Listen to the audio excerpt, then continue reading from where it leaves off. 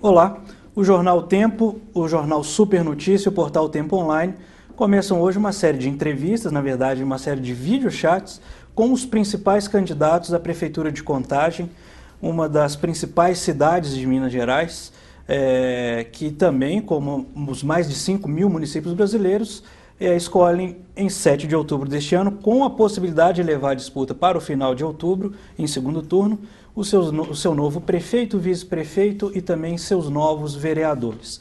Para abrir essa série conosco, a gente recebe o deputado estadual Durval Ângelo, candidato à Prefeitura de Contagem pelo PT. Deputado, é uma satisfação receber o senhor aqui. Satisfação é minha, João. Também participa com a gente desse bate-papo a Aline Labate, redatora da editoria de política do Jornal Tempo. E a gente conta também com a sua participação para enviar perguntas para serem respondidas aqui pelo Durval ao vivo. Seria uma contribuição excelente para esse debate. Deputado Durval Ângelo, o senhor é o candidato da atual prefeita Marília Campos, que não pode ser reeleito porque já está concluindo o segundo mandato consecutivo. O senhor percebe que já é uma vantagem entrar como candidato da Marília, já que ela tem um governo bem avaliado? Acredito que sim. Eu acho que é uma vantagem, porque além da boa avaliação da Marília Campos, ela está executando muitas obras, tem muitos projetos sociais em andamento. Isso tem um reflexo direto na questão eleitoral, João. Uhum. Mas, além do mais, eu acho também que isso tem um outro lado, aumenta a responsabilidade, porque a responsabilidade nossa para vencer é maior, porque a gente vê que há uma continuidade de um projeto que vem dando certo, nós não podemos permitir que esse projeto tenha interrupção, e ao mesmo tempo também, para nós é um grande desafio, né? Ao olharmos como Marília encontrou a cidade, com dificuldades enormes, com dívidas, toda a estrutura social sucateada, a cidade paralisada, né?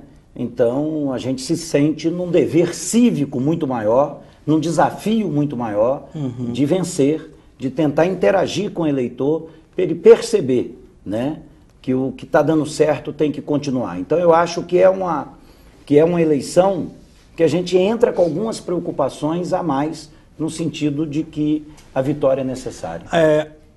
Desses 7 anos e meio para cá até hoje, qual conquista a gestão Marília Campos vem obtendo ou obteve e que estaria ameaçado no caso de uma interrupção de continuidade aí, de programa de governo?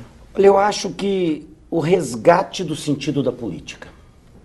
Contagem, nesses 7 anos e meio, a política saiu das páginas policiais, de denúncias de corrupção, de desvio de recursos públicos, tanto que nós não tivemos nenhuma investigação na Câmara Municipal, nenhuma comissão parlamentar de inquérito, e Marília não foi envolvida em nenhum escândalo. Então eu acho que esse princípio ético da política ajuda a resgatar o sentido da política do bem comum. E uma outra questão que eu acho fundamental, que nós tínhamos, anterior a Marília, várias contagens. Nós tínhamos uma contagem da área central, do Eldorado, e uma periferia totalmente esquecida. Hoje o que Marília fez? Marília fez uma política de inclusão geográfica, né? Uma inclusão espacial em Contagem. Você vai em Nova Contagem, você vê obras significativas do município, reduzindo a violência, promovendo a paz social. Você vai na região do Nacional, nós nunca vimos tantas obras, e eram regiões abandonadas. Você vai nas vilas, onde tinha tragédia constante, onde pessoas morriam, onde em cada chuva, em cada enchente, tinha inundações. Marília fez uma política de 4.000 moradias de inclusão social. Então eu acho que esses dois aspectos, o aspecto do resgate da ética na política e de uma cidade única, uma cidade da inclusão social, eu acho que são as duas grandes conquistas do governo Marília Campos. Agora, deputado, você fala dessa herança do governo e fala da sua vantagem, que você já larga com essa vantagem de ser o candidato a essa sucessão. Agora, não é a primeira vez que o senhor tenta ser prefeito de Contagem, o senhor já disputou em outra oportunidade. E o que o senhor tem dessa vez, além, é claro, de ser o candidato após 8 anos, 7 anos e meio de governo do PT, Foi feita alguma pesquisa, o PT fez em Contagem alguma pesquisa para saber rejeição ou aprovação ao seu nome? Como que você entra em relação a isso nessa campanha? Olha, nós temos pesquisas permanentes, mas também outros institutos, como o próprio Datatempo, também tem, né? Eu vejo que o PT conquistou em Contagem, graças aí à atuação do governo Lula, a continuidade no governo Dilma e das políticas de Marília Campos, uma respeitabilidade muito grande. Tanto que os institutos de pesquisa mostram que a simpatia pelo PT em Contagem é de 30%. A rejeição é 5-6%.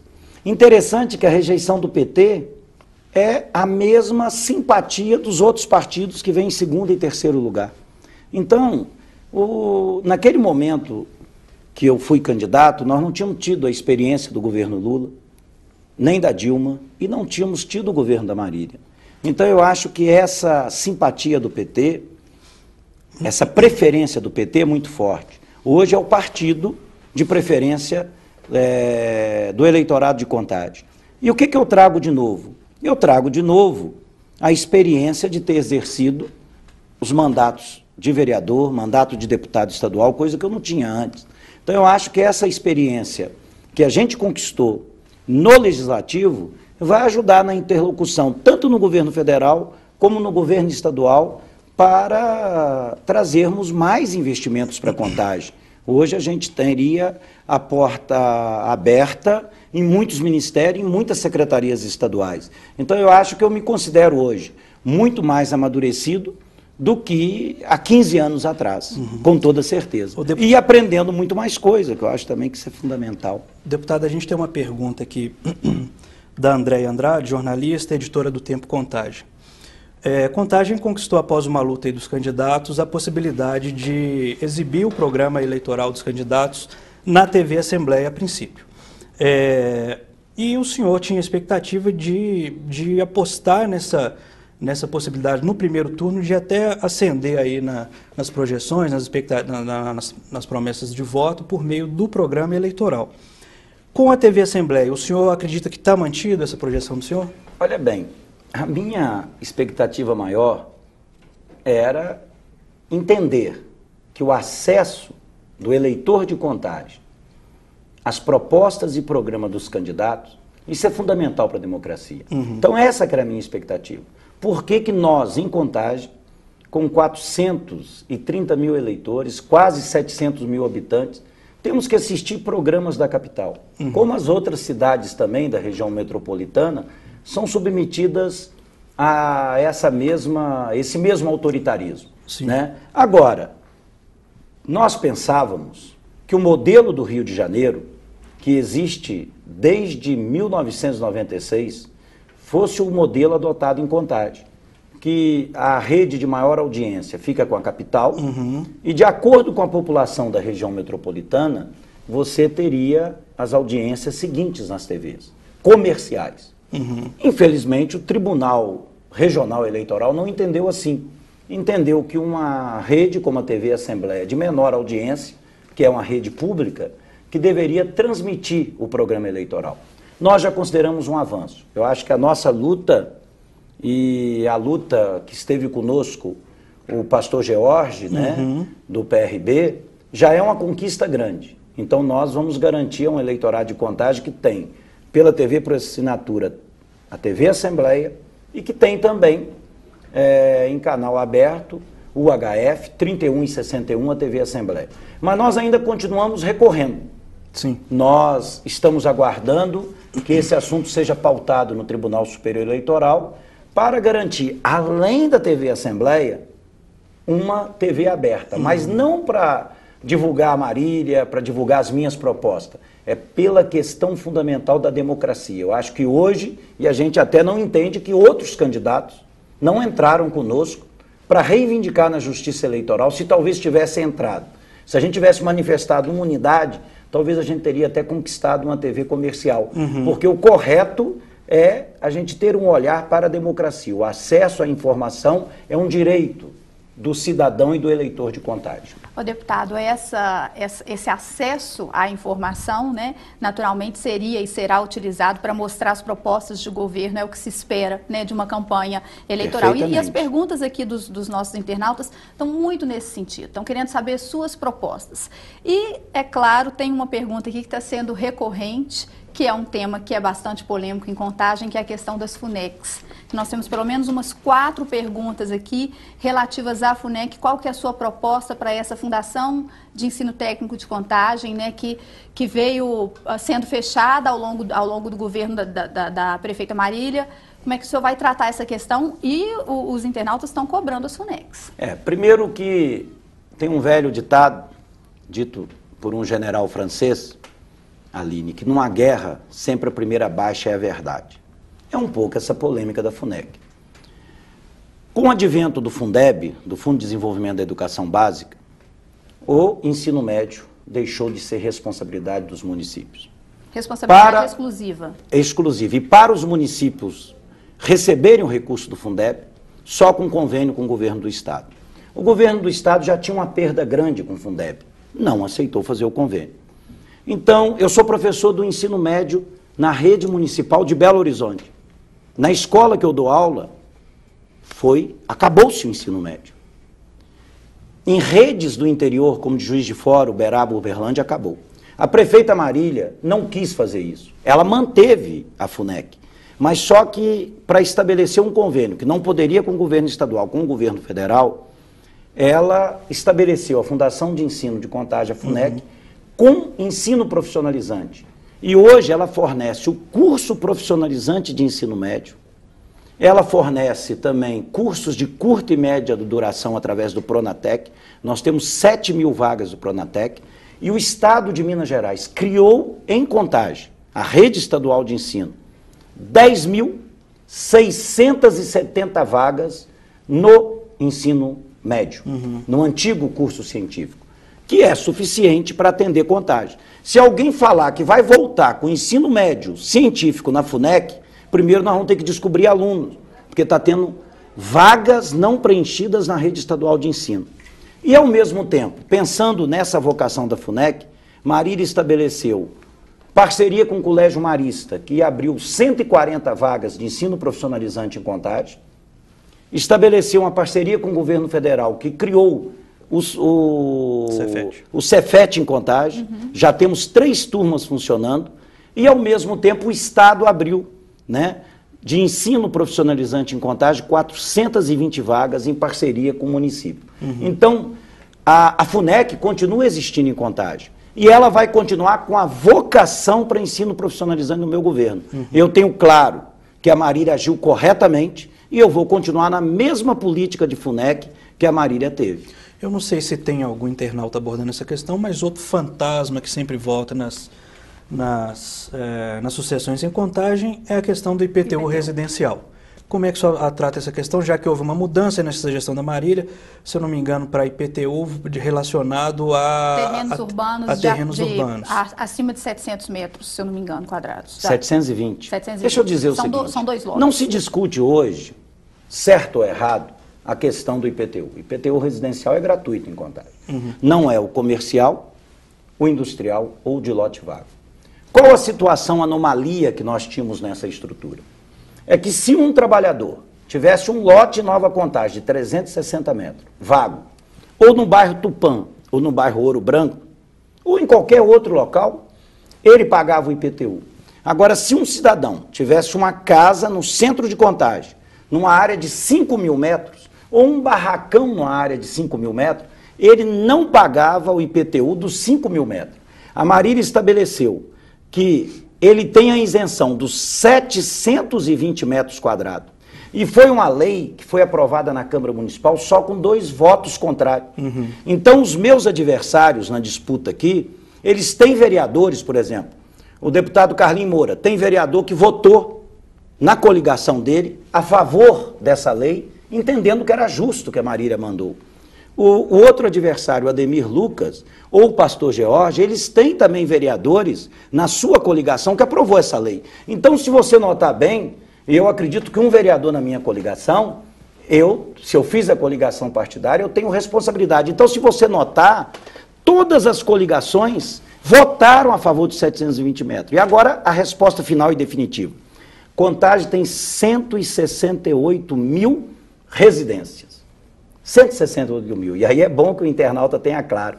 Olha, nas 168 mil residências, só 1,8% pagam o IPTU. E vocês do jornal Tempo de Contraste trouxeram uma reportagem maravilhosa. Teve um empresário do Hibisco, porque essas áreas maiores estão localizadas em condomínios de luxo. Teve um empresário do Hibisco que falou assim: o meu carro importado que eu tenho na garagem, eu pago 20 mil de PVA ano dele. E eu não sei muito bem para onde vai o dinheiro. Isso saiu no jornal O Tempo, o nome do empresário. E eu pago 10 mil, passei a pagar 10 mil de IPTU. Aonde que está a justiça maior? Porque o IPTU eu sei para onde vai no município. Ele dizendo, se eu posso ter um carro importado que eu pago 20 mil de PVA, então, na realidade, o que a Marília fez foi essa política dos 720 metros, porque antes o lote vago penalizava quem tinha um lote vago. Manter essa política, porque é uma fonte de receita o IPTU residencial. E é uma coisa que se levanta, quer dizer, o município estaria precisando dessa receita ou é possível levar o município? Hoje é uma conquista de cidadania de Contagem, não se discute. Você acha que o IPTU é um imposto que não confere cidadania? Não, olha bem, confere cidadania sim, Aline. Só que eu acho que hoje é um assunto que a gente não consegue interferir e mexer. Nós vamos manter. O que é interessante, que todos os meus adversários, um já foi prefeito, dois já exerceram o cargo no município, o cargo de deputado. Todos vão manter a política da isenção dos 168 mil imóveis. Eu vou manter a mesma política, agora entendendo que também dos 720 metros nós vamos cobrar. Não é justo ter uma discriminação dessa. Só que é uma discussão que a gente tem que fazer, que no governo Marília, ela acabou ter uma eficácia fiscal muito boa e não houve redução dos recursos de recolhimento de IPTU. E a gente vai ver que, na realidade, a moradia é um bem de uso necessário à família. Então, a ideia da isenção está ligada a uma perspectiva de cidadania também, porque essa pessoa vai consumir em outros tipos de recursos que vão beneficiar a Contagem. Então, para nós, a manutenção dessa mesma política, ela é considerada intocável. Marília não mexeu nos 8 anos, só mexeu nos 720 metros, nós não vamos mudar essa perspectiva. Deputado, nosso tempo está acabando, gostaria que o senhor deixasse uma mensagem final abordando um tema aí que alguns adversários da Marília falam que Contagem perdeu investimentos para municípios vizinhos, até por questões viárias, questões de falta de atrativo. O que o senhor tem a dizer sobre isso? Aproveita para deixar uma mensagem para o eleitor. Primeiro, é uma outra falácia. Contagem é a cidade dos 853 municípios que mais emprego gerou em Minas Gerais. 66.500 novos empregos no governo da Marília. Nós temos investimentos de mais de 20 empresas que vieram para Contagem. Temos um shopping que vai gerar 5 mil empregos, o Shopping Contagem na região do Cabral. E nós temos o maior distrito industrial sendo implantado em Contagem, o SECOM, que vai ser maior que a cidade industrial Juventino Dias. Mas nós temos um desafio da mobilidade. Nós estamos apresentando um plano de mobilidade que seria atuar nas 2 BRs que dividem Contagem num triângulo, em 3 partes. Então, hoje, o nosso contato que nós temos com o governo federal para fazermos as vias marginais dessas 2 BR, da 040 e da 381-262. Duplicarmos os 4 viadutos, 2 em cada BR. E o nosso grande investimento apresentado para a Marília, que vai resolver hoje o problema na região central de Contagem, é a Avenida Maracanã. 105 milhões estão aprovados no Pacto de Mobilidade para Contagem e nós já vamos começar a executar essa obra no início do governo. Eu acho que o vetor rodovias federais e o vetor do centro da Avenida Maracanã, né, vai representar, né, uma resolutividade muito grande no problema da mobilidade em Contagem. Agora, solução maior e mais definitiva, só com um novo anel. que é um projeto do governo federal que ainda não superou a questão do licenciamento ambiental e, ao mesmo tempo, a presidenta Dilma lançou aí a duplicação, inclusive, dessas duas BR que passam em Contagem e reativar a questão do Rodoanel. Então, daí que a gente vai precisar, em Contagem, de um diálogo permanente com o governo federal. Daí que a minha candidatura facilita e ajuda nesse sentido. Tá, uma mensagem rápida para o eleitor, rapidíssima mesmo. Olha, nós vamos continuar o que Marília fez, esse trabalho bonito de cidadania e de resgate de Contagem. Por isso que eu peço a sua confiança, o seu apoio, para que a gente possa continuar esse belo trabalho, pensando cada vez uma cidade cada vez melhor. Deputado Durval Ângelo, obrigado. Eu que agradeço. E boa sorte aí na campanha. Obrigado, Aline. Aline, obrigado também. Tá. Obrigado você que também nos acompanhou, e a gente faz esse mesmo videochat amanhã com o deputado do PSDB, Ademir Lucas. Até lá.